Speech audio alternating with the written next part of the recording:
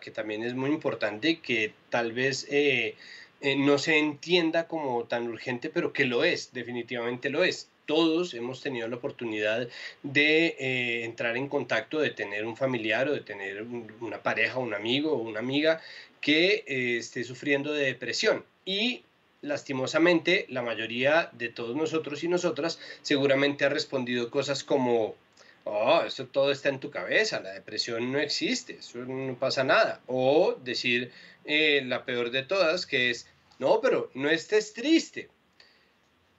Precisamente por ese tipo de reacciones es que Juan Carlos Rincón, más conocido como El Puyo, y Cecilia Ramos, más conocida como La Che, sacaron este hermoso libro llamado La depresión no existe, que quiere decir que básicamente la depresión sí existe, y siendo la depresión un problema tan urgente y tan apremiante en tiempos del COVID-19, está con nosotros precisamente Juan Carlos para hablarnos sobre este libro. Bienvenido, buenas noches y muchísimas gracias por estar acá.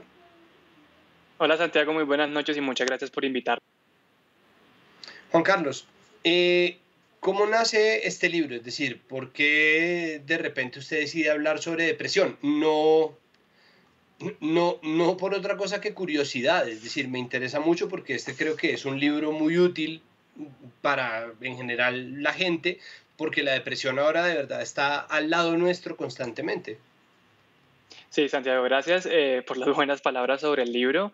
Y antes de que habláramos de la pandemia del coronavirus, en el mundo había otra pandemia que era de la depresión y la ansiedad, solo que es un tema que suele pasar bajo la mesa, porque las personas no se sienten cómodas hablando sobre eso. Yo, ¿cómo llego al tema? Pues llego de una manera personal. Llevo 10 años con un diagnóstico de depresión, 10 años que han sido muy duros. Probar con distintos psiquiatras, con distintas psicólogas, de probar distintos medicamentos, de preguntarme si lo que estoy sintiendo es un capricho o no. Entonces, mi primera experiencia con el tema necesariamente pasa por mi propio sufrimiento y por la frustración de no saber cómo hablar con las personas. Por ejemplo, con mi mamá, durante muchos años nuestra relación se vio afectada porque no teníamos cómo hablar. Ella no sabía muy bien qué decirme en mis peores momentos y claramente yo tampoco estaba en la mejor disposición de explicarle cosas, pero luego también como periodista, cuando empiezo a entrevistar a personas que sufren depresión y empiezo también a entrevistar a personas que están cerca de esas personas, me di cuenta que es que la depresión es una tragedia de la comunicación. No sabemos cómo hablar de ella, no sabemos cómo explicarle a los demás cómo nos sentimos, y las personas que están afuera tampoco tienen las palabras necesarias para ayudarnos de la forma correcta. Y en últimas, si no tenemos palabras para ciertos dolores, pues tampoco tenemos cómo llorarlos ni cómo mejorarlos.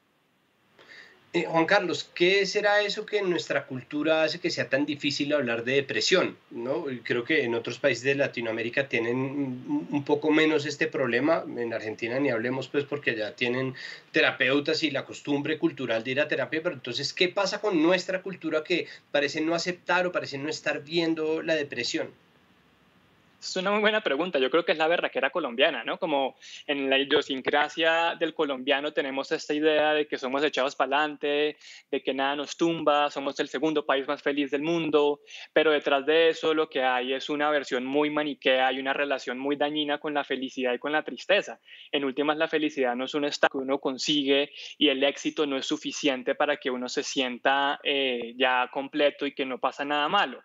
Pero en Colombia sí tenemos esta sociedad construida en torno a el exceso de optimismo y a no hablar las cosas, a preferir como meter la actitud al asunto, pero eso lo que ocurre, digamos, lo que genera es que las personas sufran en silencio. Lo que a mí me pasó muchos años es que sufría en silencio y tú verás mi bandeja de entrada. En verdad, muchas personas que me escriben a partir de que publicamos el libro, los mensajes apuntan a lo mismo. Pensé que era el único. Y cuando la gente está diciendo eso, lo que nos está diciendo es que no habían hablado de esto con alguien. Y eso lo que nos dice es que tenemos una sociedad que no le gusta pensar sobre la tristeza, no le gusta pensar sobre la ansiedad, o cuando lo hace, lo piensa de formas dañinas, como meta la actitud chino. Y yo lo entiendo, pero tenemos que hablar de eso. ¡Qué horror! Juan Carlos, bueno, pues ahí un poco para dejar el consejo para la gente que esté precisamente viviendo y tratando de hacer la claridad de que la depresión no solamente la vive en ese sentido quien la está padeciendo, sino todos los que nos vemos impotentes y sin herramientas para tratarlo, lo cual termina además pues, redundando en la victimización contra la persona que sufre la depresión, o sea, es el peor escenario posible. ¿Cuál sería un protocolo sencillo que permita que la gente siga comprando el libro, pero que un poco le ayude a las familias eh, que están, por ejemplo, viendo a uno de sus miembros padecer de depresión? ¿Qué deberían hacer? ¿Qué deberían evitar a toda costa? Sí, canasta básica, huevo, leche y el libro.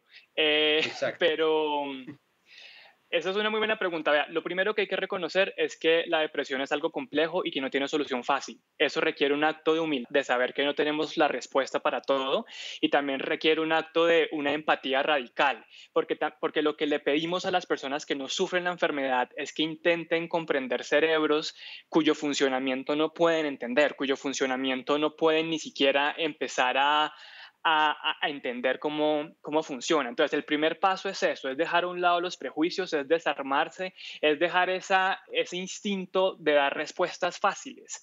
Solo con eso ya hemos ganado, ¿sí? Solo con eso, y si solo con eso se quedan con el libro, con esta entrevista incluso, ya vamos avanzando.